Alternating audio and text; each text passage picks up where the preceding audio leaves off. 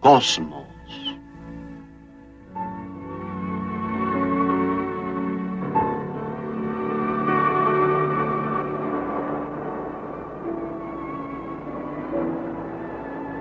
Un viaje personal.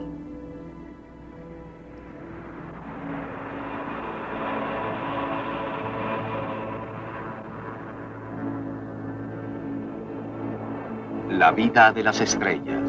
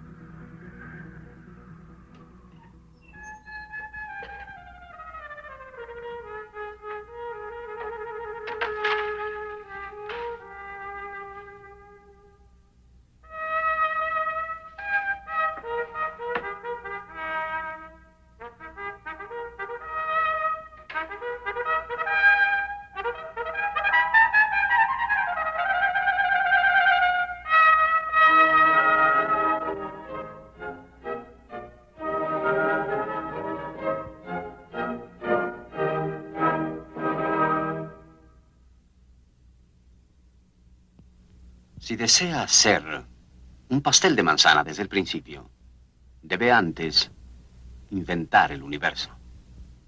Muchas gracias.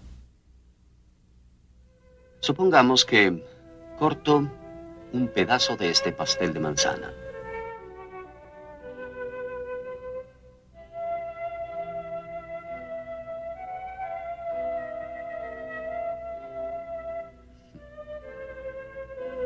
Se desmorona, pero está bueno.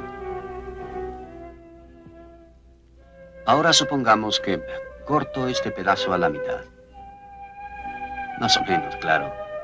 Y supongamos que corto a su vez este pedazo a la mitad. ¿Cuántos cortes se necesitan para llegar al átomo individual? La respuesta es aproximadamente 90 cortes sucesivos. Por supuesto que este cuchillo no es lo suficientemente filoso. El pastel se desmorona y un átomo es demasiado pequeño para verse. Pero hay una forma de hacerlo. Fue aquí, en la Universidad de Cambridge, en Inglaterra, donde la naturaleza del átomo se comprendió por primera vez. En parte, disparando pedazos de átomo contra átomos y observar cómo rebotaban. Un átomo típico está rodeado de una especie de nube de electrones. Los electrones están cargados de electricidad, como su nombre lo indica, y determinan las propiedades químicas del átomo. Por ejemplo, el brillo del oro o la transparencia de un sólido compuesto de átomos de silicón y oxígeno. Pero en lo profundo del átomo, oculto bajo la nube exterior de electrones, está el núcleo, compuesto principalmente de protones y neutrones. Los átomos son muy pequeños. 100 millones de ellos alineados serían aproximadamente de este tamaño. El núcleo es 100.000 veces más pequeño todavía. Sin embargo, la mayor parte de la masa del átomo está en el núcleo. Los electrones, en comparación, son pedazos de pelusa en movimiento. Los átomos son espacios vacíos y la materia se compone en gran parte de nada. Pero cuando consideramos cortar este pastel hasta llegar al tamaño del átomo, confrontamos la infinidad de lo pequeño. Cuando miramos el cielo nocturno, confrontamos la infinidad de lo muy grande. La idea de lo infinito es uno de los más asombrosos conceptos humanos y representa una regresión sin fin que continúa no solo a gran distancia, sino para siempre. ¿Alguna vez se ha parado entre dos espejos paralelos en una barbería, digamos, y se ha visto reflejado una infinidad de veces? También podemos usar dos espejos planos y una vela encendida y observar gran número de imágenes, cada una reflejo de otra imagen. En realidad no podemos ver una infinidad de imágenes porque los espejos no están lo suficientemente planos o alineados. Y la vela o la flama de la vela está de por medio y la luz no viaja con rapidez infinita. Cuando hablamos de infinitos verdaderos, hablamos de una cantidad mayor a cualquier número. No importa cuál número tenga usted en mente, el infinito será mayor. Existe una forma para escribir números muy grandes. Por ejemplo, podemos escribir el número 10 elevado a la potencia 3. Es decir, 1000, lo que significa un 1 seguido por 3 ceros. 1.000.000 lo podemos escribir como 10 elevado a la potencia 6. Es decir, el 1 seguido por 6 ceros. No existe el número más grande de todos. Si alguien propusiera el número más grande, siempre se le podrá añadir un 1. Pero ciertamente hay números muy grandes. El matemático norteamericano Edward Kastner pidió una vez a su joven sobrino que inventara un nombre para un número extremadamente grande. 10 a la potencia 100. Es un número que no puedo escribir porque no hay suficiente espacio en el papel. El chico lo llamó un gogol. Si creen que un gogol es grande, consideren tan solo lo que es un gogolplex, que es 10 a la potencia de un gogol, o sea, un 1 seguido no de 100 ceros, sino de un gogol de ceros. Ahora, en comparación con estos números enormes, el total de átomos en ese pastel de manzana sería un 10 a la potencia 26. Nada comparado con un gogol y naturalmente mucho, pero mucho menos que un gogolplex. El número total de partículas elementales, protones, neutrones y electrones en el universo accesible es del orden de 10 a la 80, o sea, un 1 seguido por 80 ceros. Aún mucho, pero mucho menor que un gogol y muchísimo menos que un gogolplex. Aún así, estos números, el gogol y el gogolplex, no se aproximan ni siquiera un poco al infinito. En realidad, el gogolplex está tan distante del infinito como el número 1. Comenzamos a escribir un gogolplex, pero no fue fácil. Es un número muy grande.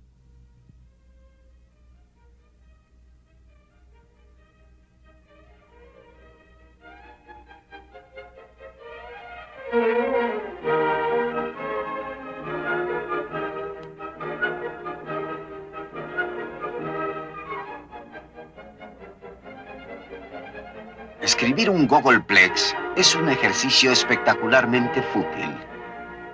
Un trozo de papel capaz de contener todos los ceros de un gogolplex no tendría cabida en el universo conocido.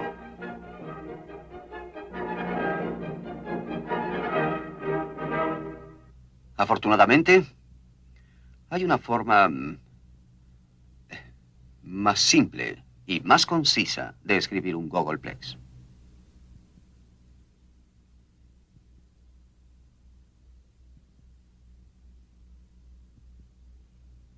así. Y el infinito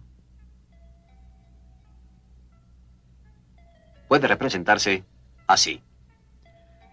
Este es el laboratorio Cavendish de la Universidad de Cambridge, donde los componentes del átomo se descubrieron primeramente. O sea, el reino de lo muy pequeño. Desde los tiempos de Demócrito, en el siglo V a.C., se había especulado sobre la existencia de átomos. Durante los últimos cientos de años, han existido persuasivos pero indirectos argumentos de que toda materia está hecha de átomos. Pero es en nuestro tiempo cuando hemos podido realmente verlos. Aquí, esas manchas rojas son los movimientos desordenados de átomos de uranio, amplificados 100 millones de veces su tamaño. Sin duda, Demócrito de Abdera hubiera disfrutado mucho de esta película. Nosotros, en general, los tomamos como un hecho.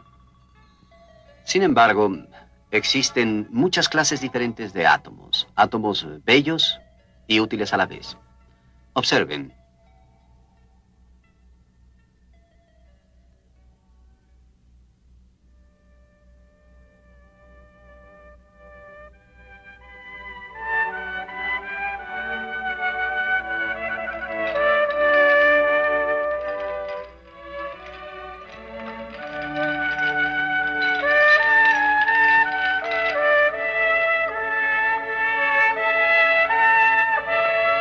Existen 92 clases distintas de átomos químicos.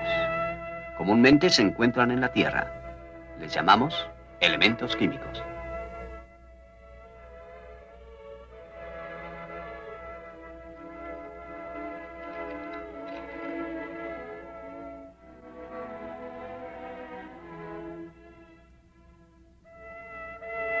Prácticamente todo lo que vemos y conocemos, toda la belleza del mundo natural, está compuesto de estos átomos, arreglados en armoniosos patrones químicos.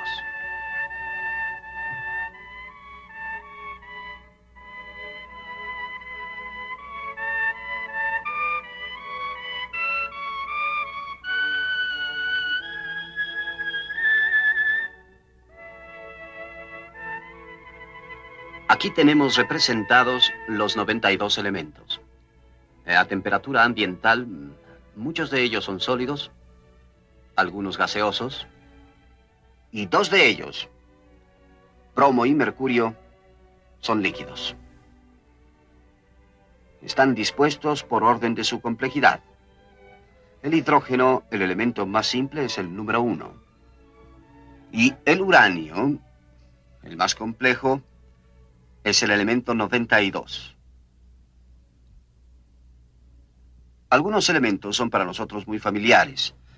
Por ejemplo, el silicón, el oxígeno, el magnesio, el aluminio, el hierro, los elementos que componen la Tierra. O hidrógeno, carbón, nitrógeno, oxígeno, fósforo, azufre, los elementos que son esenciales para la vida. Otros elementos son extraordinariamente poco conocidos.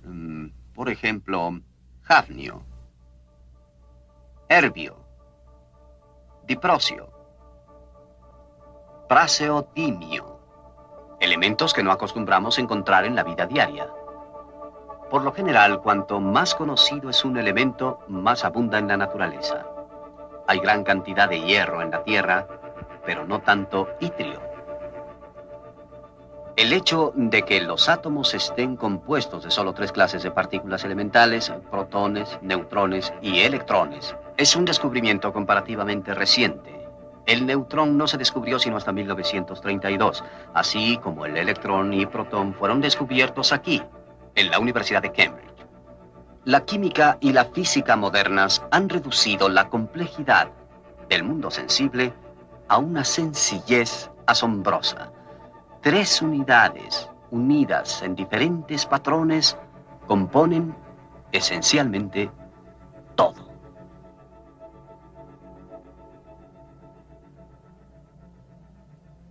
Un neutrón es eléctricamente neutro, como su nombre lo indica. Un protón tiene carga eléctrica positiva. y un electrón una carga negativa igual. Ya que cada átomo es eléctricamente neutro, el número de protones en el núcleo debe ser igual al número de electrones que se encuentran alejados en la nube de electrones. Los protones y neutrones juntos forman el núcleo del átomo. Ahora, la química de un átomo, la naturaleza de un elemento químico, depende únicamente del número de electrones que iguale el número de protones, a lo cual se le llama número atómico. La química es únicamente números. Sin duda, un concepto que hubiera atraído a Pitágoras. Si usted es un átomo y tiene solo un protón, su nombre es hidrógeno. 2 protones, helio. 3 protones, litio. 4 berilio, 5 protones, boro. 6 carbón. 7 nitrógeno, 8 oxígeno, etc. Hasta llegar a 92 protones, en cuyo caso su nombre es uranio. Los protones tienen cargas eléctricas positivas, pero cargas iguales se repelen. Entonces, ¿cómo está unido el núcleo? ¿Cómo es que la repulsión eléctrica de los protones no hace que el núcleo vuele en pedazos? Pues porque existe otra fuerza en la naturaleza. No es la electricidad ni la gravedad. Es la fuerza nuclear. Podemos imaginarla como ganchos de corto alcance que comienzan a funcionar cuando protones y neutrones se acercan mucho entre sí. Entonces la fuerza nuclear puede superar la repulsión eléctrica de los protones. No olvidemos que los neutrones ejercen fuerza nuclear, pero no fuerza eléctrica. Actúan como un pegamento que mantiene unido al núcleo atómico. Un grupo de 2 protones y 2 neutrones forma el núcleo del átomo de helio y es muy estable. 3 núcleos de helio unidos por la fuerza nuclear forman el carbón. 4 núcleos de helio forman el oxígeno. No existe diferencia alguna entre 4 núcleos de helio unidos por la fuerza nuclear y el núcleo del oxígeno. Son la misma cosa. 5 núcleos de helio forman el neón. 6 forman magnesio. 7 forman silicón. 8 forman azufre. Y así sucesivamente, aumentando el número atómico por 2 y siempre formando un elemento conocido. Cada vez que aumentamos o restamos un protón y suficientes neutrones para mantener el núcleo unido, formamos un nuevo elemento químico. Consideremos el mercurio. Si restamos un protón de mercurio y 3 neutrones, lo convertiremos en oro, el sueño de los antiguos alquimistas. Más allá del elemento 92, o sea, más allá del uranio, existen otros elementos que no son naturales en la Tierra. Son sintetizados por seres humanos y se desintegran rápidamente. Uno de ellos, el elemento 94, se llama plutonio. Es una de las sustancias más tóxicas que se conocen. ¿De dónde vienen los elementos químicos que ocurren naturalmente? Tal vez una creación separada para cada elemento. Pero todos los elementos están hechos de las mismas partículas elementales. El universo, todo lo que existe, donde quiera, es 99.9% hidrógeno y helio, los 2 elementos más sencillos. En realidad, el helio fue detectado en el Sol antes de encontrarse en la Tierra. ¿Podrían los otros elementos químicos haber evolucionado de algún modo del hidrógeno y el helio? Para evitar la repulsión eléctrica, los protones y neutrones deben estar muy juntos para que los ganchos que representan la fuerza nuclear puedan unirse. Esto sucede únicamente a temperaturas muy elevadas, donde las partículas se mueven tan rápidamente que no hay tiempo para que actúe la repulsión eléctrica. Temperaturas de decenas de millones de grados. Temperaturas tan elevadas son comunes en la naturaleza, donde en el interior de las estrellas.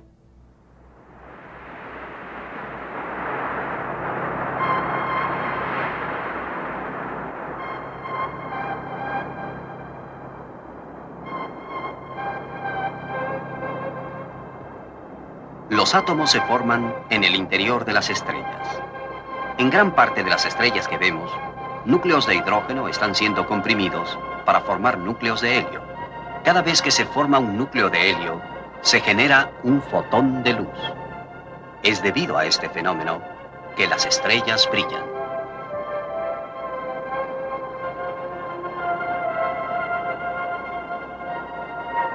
Las estrellas nacen en grandes nubes de gases y polvo, como la nebulosa de Orión, a 1500 años luz de distancia, algunas partes de la cual se condensan por acción de la gravedad.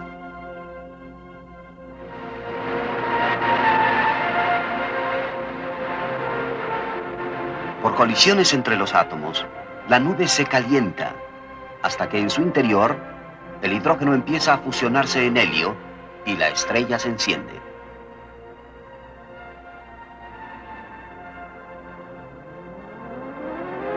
Las estrellas nacen en grupos.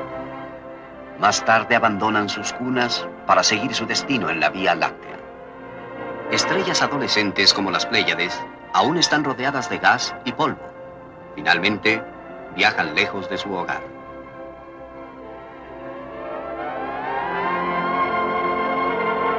En alguna parte, existen estrellas que se formaron del mismo complejo nebuloso que el Sol.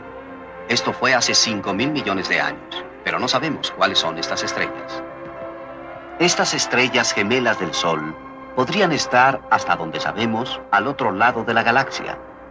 Quizá ellas también calienten planetas cercanos, como lo hace nuestro Sol.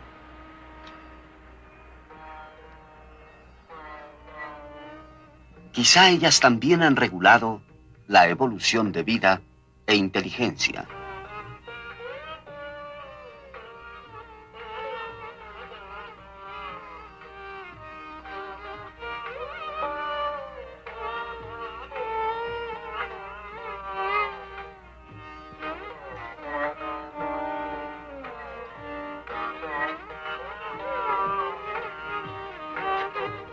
El Sol es la estrella más cercana, una resplandeciente esfera de gas brillando debido a su calor, como un hierro al rojo vivo.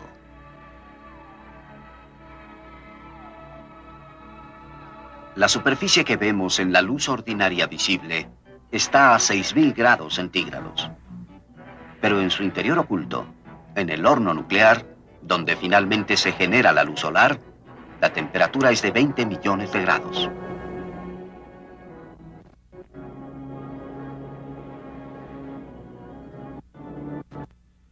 Mediante los rayos X, vemos una parte del Sol que ordinariamente es invisible. Su halo de gas a millones de grados, la corona solar. En la luz ordinaria visible, esas regiones más oscuras y menos calientes son las manchas solares. Están asociadas con grandes oleadas de gas ardiente. Lenguas de fuego que abarcarían a la Tierra si estuviéramos cerca. Estas prominencias son guiadas por sendas determinadas por el campo magnético del Sol.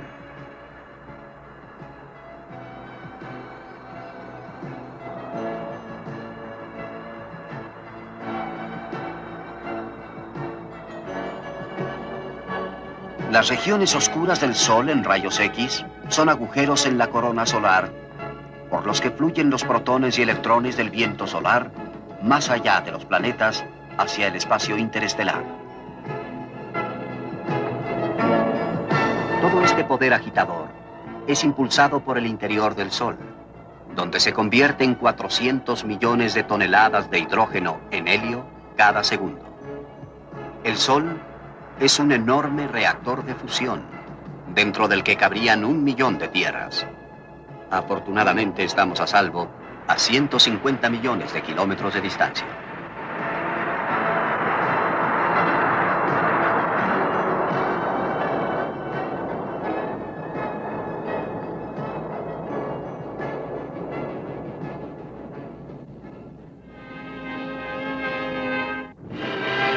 El destino de las estrellas es la desintegración.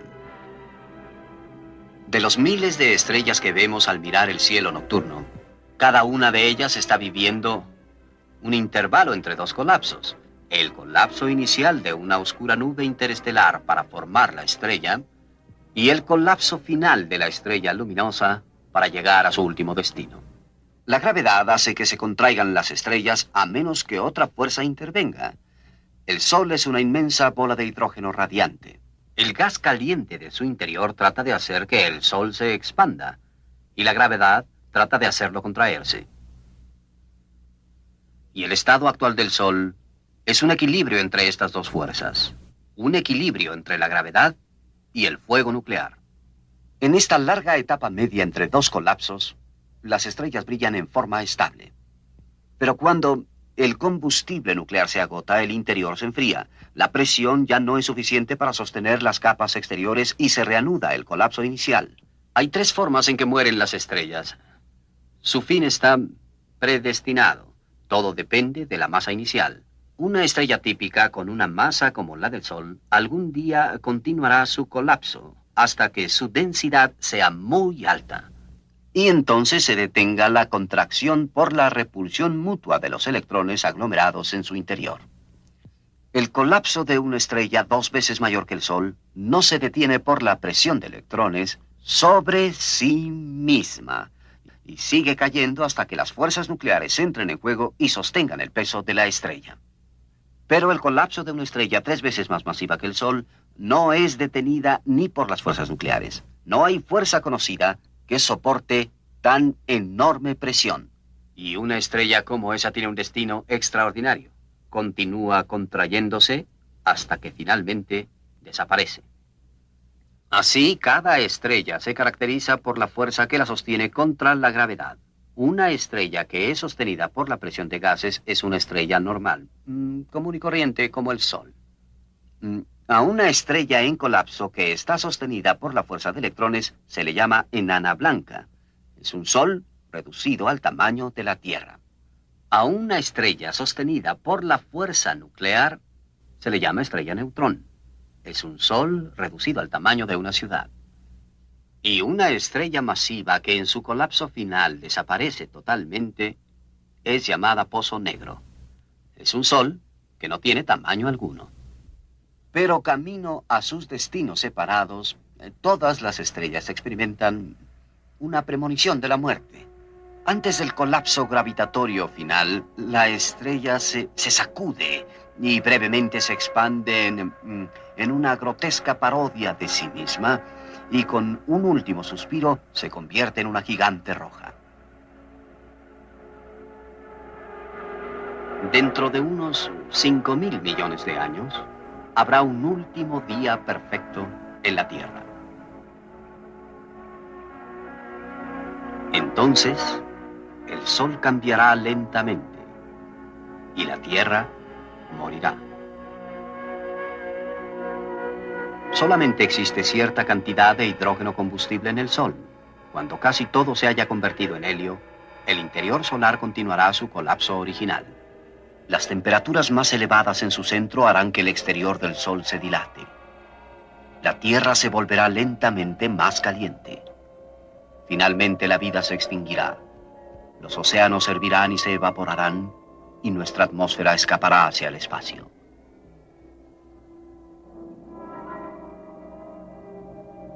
El Sol se convertirá en una estrella gigante roja, cubriendo el cielo, y envolviendo y devorando a los planetas Mercurio y Venus, y probablemente a la Tierra también. El sistema solar interior residirá dentro del Sol. Pero quizá para entonces, nuestros descendientes se habrán aventurado a otro lugar.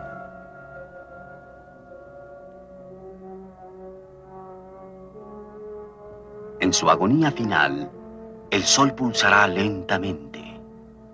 Para entonces su centro estará tan caliente que por algún tiempo convertirá helio en carbón. La ceniza de la fusión nuclear de hoy se convertirá en el combustible que dará energía al Sol hacia el final de su vida, en su etapa de gigante roja. Después, el Sol devolverá al espacio grandes capas de su atmósfera exterior, llenando el sistema solar con un extraño gas luminoso. El fantasma de una estrella rumbo al exterior.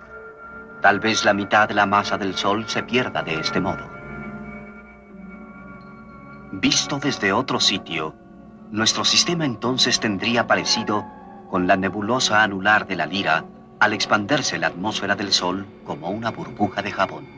Y justo en el centro estará una enana blanca, el núcleo candente y expuesto del Sol. Su combustible nuclear ya agotado, enfriándose lentamente para convertirse en una estrella fría y muerta.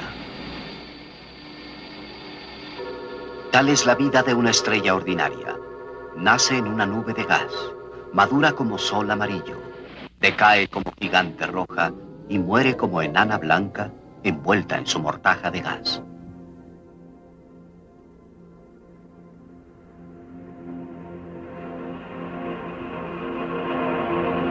Supongamos que al viajar a través del espacio interestelar en nuestra nave de la imaginación, pudiéramos tomar muestras del frío y tenue gas entre las estrellas.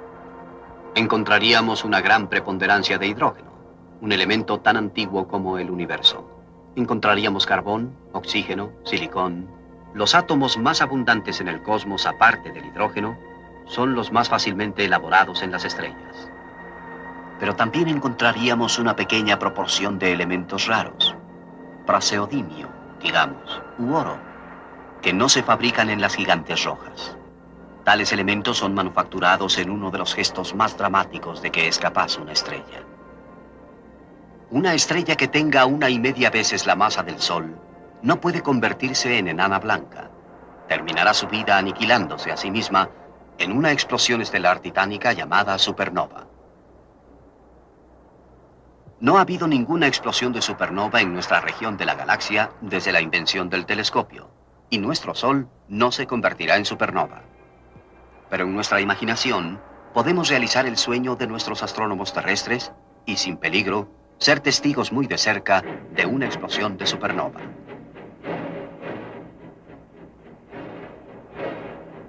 La mayor parte de la evolución estelar transcurre en millones o miles de millones de años, pero el colapso interior que desencadena una explosión de supernova ocurre en segundos. De pronto una estrella se vuelve más brillante que todas las demás estrellas de la galaxia juntas.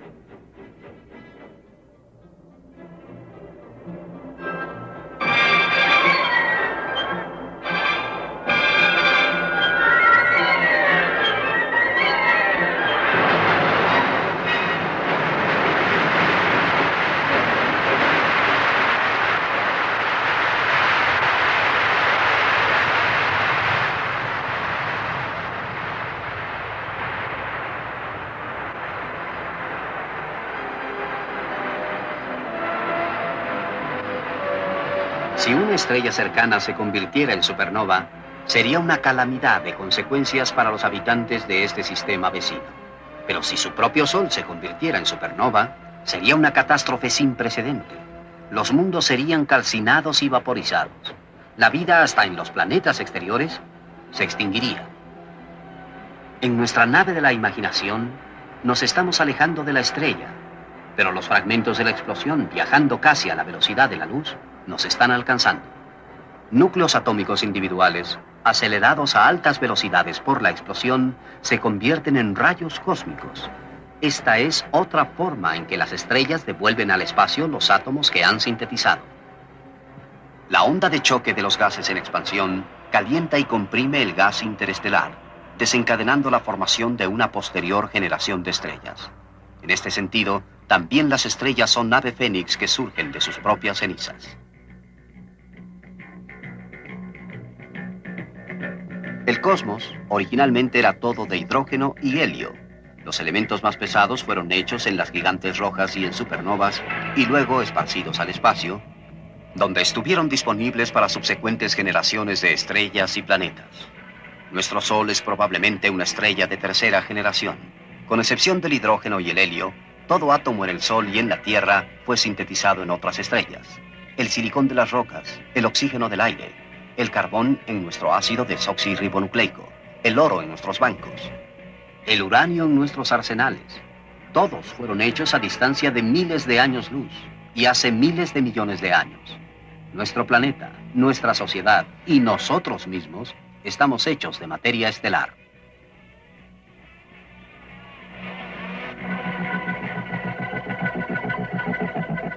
Nos encontramos en un tubo de lava, una cueva cavada en la tierra por un río de roca fundida. Para realizar un pequeño experimento, hemos traído un contador Geiger y un trozo de mineral de uranio. Ahora, el contador Geiger es sensible a partículas cargadas de alta energía como protones, núcleos de helio, rayos gamma. Si lo acercamos al mineral de uranio, la lectura o número de señales aumenta dramáticamente. También tenemos aquí un recipiente de plomo. Y si pongo el mineral de uranio en el recipiente, que absorbe la radiación, y lo cierro, compruebo que la cuenta disminuye sustancialmente, pero no baja hasta cero.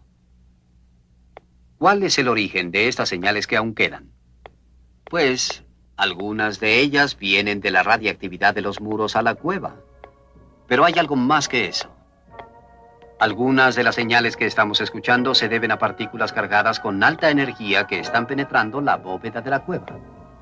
Estamos escuchando rayos cósmicos. Cada segundo están penetrando mi cuerpo y el de ustedes. Los rayos cósmicos han bombardeado la Tierra durante toda la historia de la vida en nuestro planeta. Pero sí causan algunas mutaciones y sí afectan la vida en la Tierra. Los rayos cósmicos, principalmente protones, están penetrando a través de metros de roca de bóveda sobre mí. Para hacer esto deben tener mucha energía, y en realidad se están moviendo casi a la velocidad de la luz. Medítenlo. Una estrella en violenta explosión a miles de años luz en el espacio produce rayos cósmicos que giran a través de la Vía Láctea durante millones de años hasta que, por mero accidente, algunos de ellos golpean la Tierra y penetran en esta cueva, llegando así a este contador Geiger y a nosotros. La evolución de la vida en la Tierra es impulsada en parte por medio de mutaciones, por la muerte de estrellas distantes. Estamos, en un sentido muy profundo, ligados al cosmos. Nuestros antepasados lo sabían bien. Los movimientos del Sol, la Luna y las estrellas eran empleados por aquellos versados en esas artes para predecir las estaciones. Los antiguos astrónomos en todo el mundo estudiaban con cuidado el cielo nocturno, memorizando y anotando la posición de cada estrella visible. Para ellos, la aparición de una estrella nueva habría sido significativa. ¿Qué hubieran pensado de la aparición de una supernova más brillante que cualquier otra estrella en el cielo?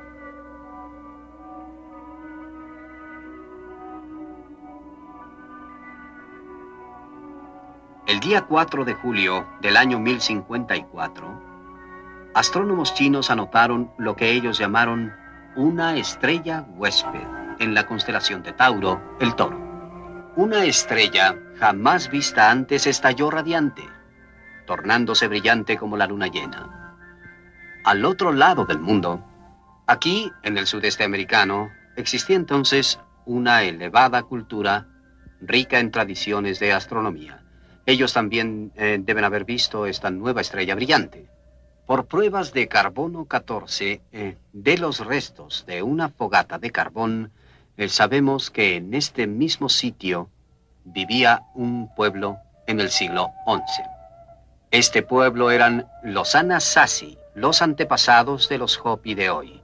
Uno de ellos debe haber dibujado en este alero, protegido del clima, la imagen de la nueva estrella.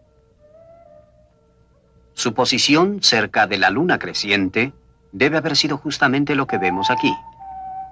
Y la huella de la mano es tal vez la firma del artista. Esta estrella extraordinaria ahora se llama supernova del Cangrejo. Nova de la palabra latina nueva y cangrejo porque eso le pareció a un astrónomo siglos después al mirar esa explosión o su remanente a través del telescopio. La Cangrejo es una estrella que se aniquiló a sí misma. La explosión fue vista durante 3 meses. Era fácilmente visible en plena luz del día. Y con su luz se podía leer en la noche. Imaginen ustedes la noche cuando esa colosal explosión estelar estalló de pronto.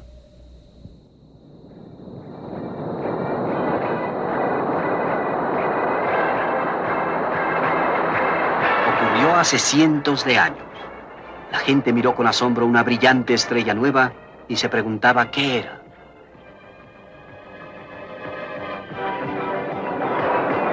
Somos la primera generación con el privilegio de tener la respuesta. A través del telescopio hemos visto lo que hay en el punto en el cielo anotado por antiguos astrónomos. Una gran nube luminosa, los restos de una estrella desenrollándose violentamente de regreso al espacio interestelar.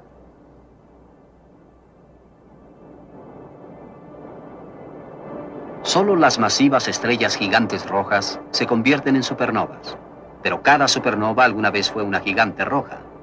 En la historia de la galaxia, cientos de miles de gigantes rojas se han convertido en supernovas.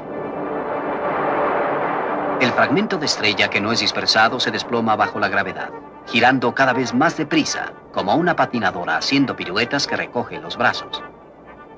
La estrella se convierte en un solo núcleo atómico masivo, una estrella neutrón. La que está en la nebulosa Cangrejo gira 30 veces por segundo. Emite un patrón de luz que nos parece como un parpadeo de asombrosa regularidad. Tales estrellas neutrones se llaman pulsares. Una pequeña cucharada de materia de estrella neutrón pesa lo que una montaña.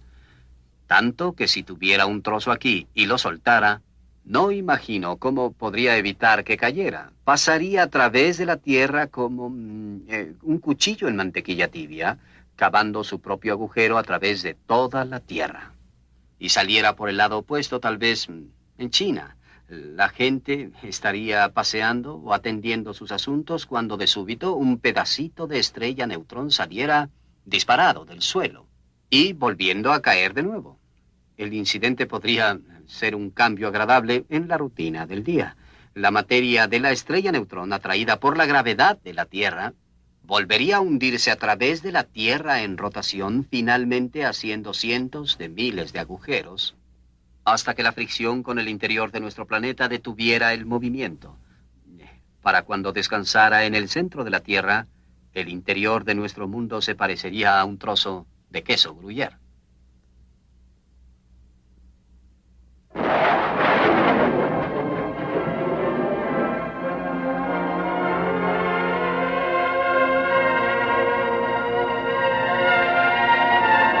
Hay lugares en la galaxia donde una estrella neutrón y una gigante roja están trabadas en un mutuo abrazo gravitatorio.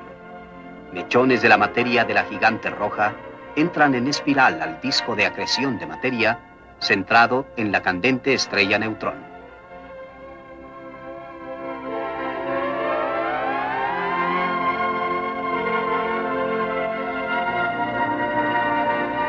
Toda estrella existe en un estado de tensión entre la fuerza que la sostiene y la gravedad, la fuerza que la haría caer. Si la gravedad prevaleciera, ocurriría una locura estelar más extravagante que cualquier cosa en el País de las Maravillas. Alicia y sus amigos se sienten más o menos cómodos con el tirón gravitatorio de la Tierra llamado un G de gravedad terrestre. ¿Qué sucedería si hiciéramos la gravedad menor o mayor? En una gravedad menor las cosas son más ligeras. Cerca de 0G, el más leve movimiento manda a nuestros amigos flotando y dando tumbos por el aire. Hay pequeñas gotas de té líquido por todas partes. Curioso. Si ahora regresamos la gravedad a un G, comienza a llover té y nuestros amigos caen por tierra. El gato parece decir, he asistido a fiestas como esa. A gravedades mayores, 2 o 3G, digamos, las cosas en verdad se aletargan. Todos se sienten pesados y aplomados, con excepción tal vez, por dispensa especial, del gato Cheshire. Para no aplastarlos, como una tensión, los retiramos. A unos cuantos miles de G, los árboles se aplastan. A 100.000 G, las rocas se despedazan por su propio peso. En todas estas gravedades, un rayo de luz permanece sin afectarse. continuando en línea recta hacia arriba. Pero a miles de millones de G, hasta un rayo de luz siente la gravedad y comienza a doblarse sobre sí mismo. Más y más curioso. Un lugar así, donde la gravedad es tan grande que ni un rayo de luz puede escapar, es llamado pozo negro. Es una estrella en la que la luz misma queda aprisionada. Los pozos negros fueron conceptos teóricos sobre los que se especulaba desde 1783. Pero en nuestro tiempo hemos verificado lo invisible. Esta estrella brillante tiene una compañera masiva invisible. Los observatorios satélite encontraron que la compañera es una fuente intensa de rayos X llamada Cygnus X1. Estos rayos X son como las huellas de un hombre invisible caminando sobre la nieve.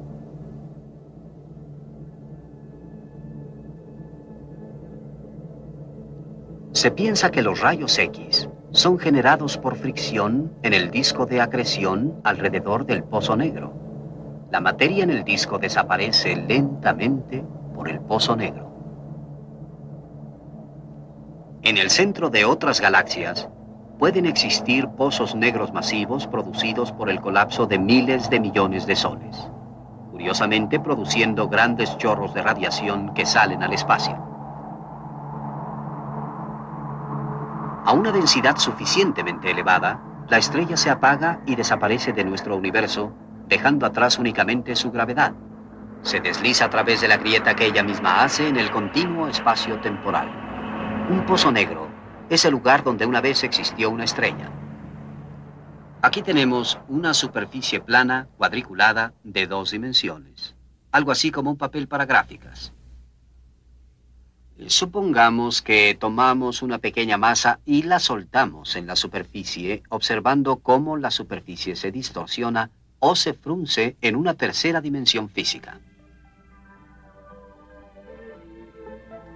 La gravedad puede entenderse como una curvatura del espacio. Si nuestra bola en movimiento se acerca a una distorsión estacionaria, rueda como un planeta en órbita en torno al Sol. En esta interpretación debida a Einstein, la gravedad es solo un pliegue en la tela del espacio que los objetos en movimiento encuentran en esta. El espacio es deformado por la masa en otra dimensión física. Cuanto más grande es la masa local, más grande es la gravedad local y más intensa será la distorsión o pliegue o deformación del espacio. Así, por analogía, el pozo negro es como un foso sin fondo. ¿Qué sucedería si cayéramos en uno? Pues, suponiendo que sobreviviéramos a las mareas gravitatorias y al intenso flujo de radiación, quizá sería posible que al hundirnos en un pozo negro, pudiéramos salir en otra región del espacio-tiempo, en algún otro sitio en el espacio y en alguna otra fecha en el tiempo. Viéndolo así, el espacio está lleno de una red de agujeros como los agujeros de gusanos en una manzana. Aunque en ningún momento se ha demostrado, esto es únicamente una sugerencia interesante. Si fuera cierto, entonces tal vez existirían túneles de gravedad, una especie de metro interestelar e intergaláctico que nos permitiría ir de aquí para allá en mucho menos tiempo del acostumbrado. Una especie de sistema rápido de tránsito cósmico. No podemos generar pozos negros. Nuestra tecnología es incipiente para mover materias en cantidades tan masivas como esa. Pero tal vez, algún día, será posible viajar cientos de miles de años luz a un pozo negro, como el Cygnus X1. Nos sumergiríamos para salir en algún lugar y tiempo exótico jamás imaginado. Un reto muy serio para nuestro sentido común y concepto de la realidad. Tal vez el cosmos esté infestado de pozos negros, cada uno de ellos un túnel hacia alguna parte. Tal vez otras civilizaciones con tecnologías mucho más avanzadas están hoy viajando en expresos gravitatorios. Hasta es posible que un pozo negro sea el portal a otro universo muy diferente.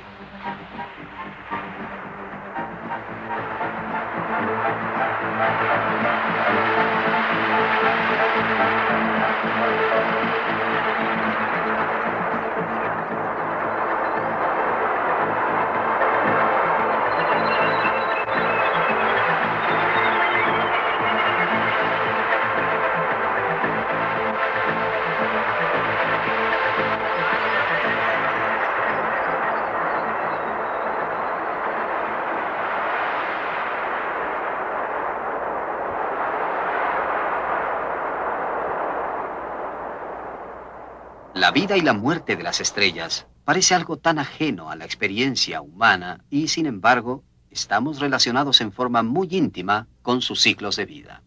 Hasta la materia de la que estamos compuestos fue generada hace mucho tiempo y muy lejos, en las estrellas gigantes rojas. Una hoja de hierba, como lo dijo Walt Whitman, es un día de trabajo de una estrella. La formación del sistema solar puede haber sido desencadenada por la explosión de una supernova cercana. Después de que el Sol se encendió, su luz ultravioleta se volcó a nuestra atmósfera. Su calor generó el relámpago.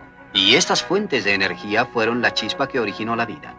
Las plantas cosechan luz solar, convirtiendo la energía del Sol en energía química.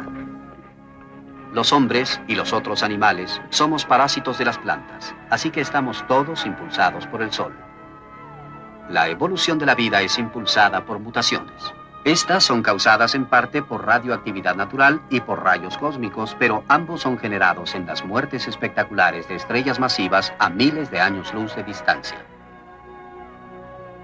Piensen en el calor del Sol sobre su rostro en un día de verano sin nubes. Desde una distancia de 150 millones de kilómetros, reconocemos su poder. ¿Qué sentiríamos en su ardiente y luminosa superficie o sumergidos en el corazón del fuego nuclear? Y sin embargo, el Sol es una estrella ordinaria y hasta mediocre quizá. Nuestros antepasados adoraban al Sol y no eran tan tontos. Tiene sentido reverenciar al Sol y a las estrellas porque somos sus criaturas. Hemos presenciado los ciclos de la vida de las estrellas. Nacen, maduran y después mueren. Conforme pasa el tiempo, hay más enanas blancas, más estrellas neutrón y más pozos negros. Los restos de las estrellas se acumulan al paso de los siglos. Pero el espacio interestelar también se enriquece progresivamente con elementos pesados, de los cuales se forman nuevas generaciones de estrellas y planetas, vida e inteligencia. Lo que ocurre en una estrella puede influenciar a un mundo a media galaxia de distancia y a 1.000 millones de años en el futuro.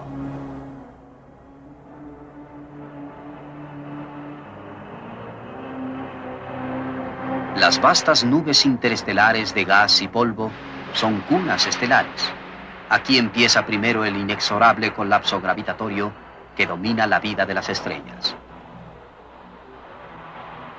Hay soles enormes que pueden pasar la etapa de gigante roja en unos cuantos millones de años, muriendo jóvenes sin abandonar la nube en que nacieron.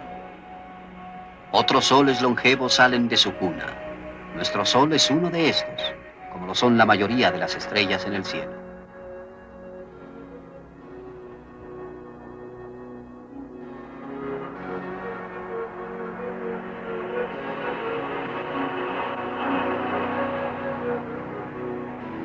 Gran parte de las estrellas son miembros de sistemas estelares dobles o múltiples y viven para procesar su combustible nuclear durante miles de millones de años.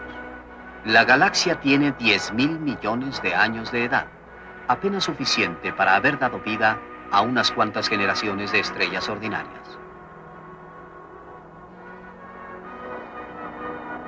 Los objetos que encontramos vagando a través de la Vía Láctea son etapas en el ciclo de vida de las estrellas. Algunas son brillantes y nuevas, otras tan antiguas como la galaxia misma.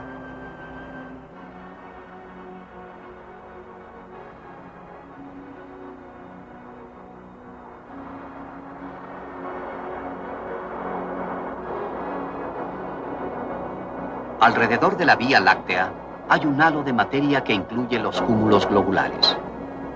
Cada uno contiene hasta 1 millón de estrellas de las de mayor edad. En el centro de los cúmulos globulares y en el corazón de la galaxia pueden existir enormes pozos negros, activos, un tema para exploración futura.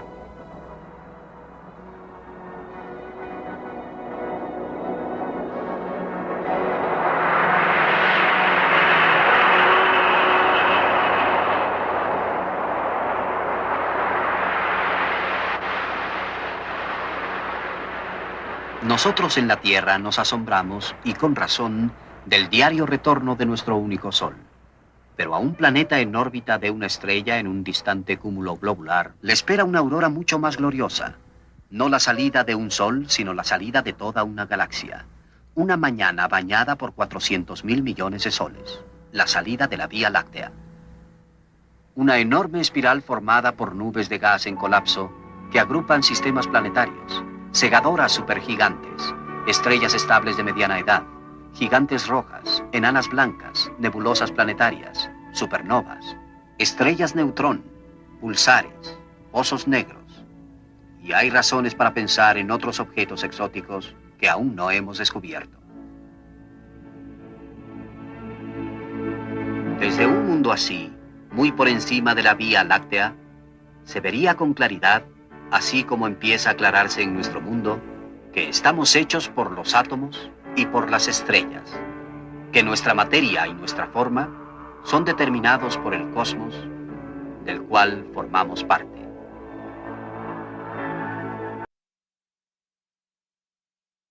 Cosmos actual.